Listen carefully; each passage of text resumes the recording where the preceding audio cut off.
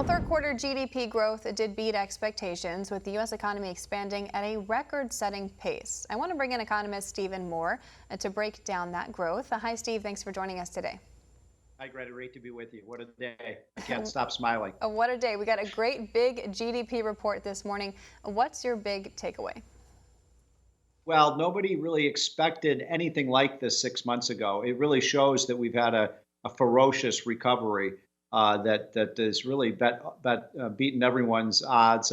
You go back 6 months ago, a lot of people thought we'd still have an unemployment rate of 15%. We're down to below 8%. A lot of people thought we might get growth of 10 or 12%. We got 33%.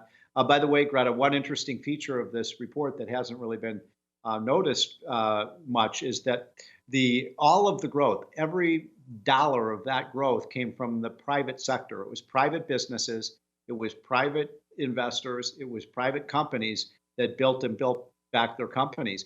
The government spending actually fell in the third quarter, amazingly. So it was all a private sector, which is what you want. That's where growth should come from. And it suggests to me we do not need, Greta, another $2 trillion government spending bill. Let the businesses open up, free up the economy, and businesses will come back and we'll get the jobs back. Steve, there's no arguing that this is definitely a V-shaped recovery. We had more than 30% drop in the second quarter. Now we've got 33% growth in the third quarter. But the U.S. economy is, of course, not totally out of the water yet. Now several states are facing the threat of more restrictions from their local governors. What do you expect to see in the fourth quarter if we don't have any more restrictions, and then if we do? I think that's the big call right now, is what will happen. I just got back, Greta, yesterday from Chicago. You may have read that Chicago, the governor there, Pritzker, has ordered new widespread restrictions, including shutting down restaurants. And that could mean thousands of restaurants failing in the Chicagoland area. It's just one example of what you're talking about, Greta. We can't go back to lockdowns. Steve, stimulus, of course, is definitely not happening before the election. President Trump says that they will continue talks after the election. You say, and many economists say, that it's really not necessary at this point. If he does win re-election, do you expect the Trump administration to pursue a smaller deal than they were open to over the last few weeks? Well, I think that the report today is a bit of a game changer in terms of how much stimulus we need.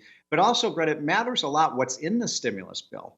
If it were something like a payroll tax cut and providing some aid to businesses that still haven't recovered, I'm all for that. If it's going to be $300-400 billion for a blue state bailout, no, I don't think the Republicans will go for that, whether Trump wins or loses.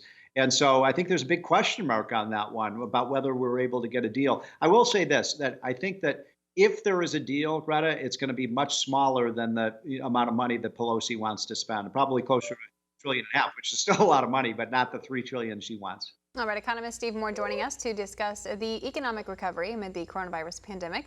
Thanks so much, as always, for coming on the show today. Thank you, Greta. Have a great week. You as well. Want to see more videos like this?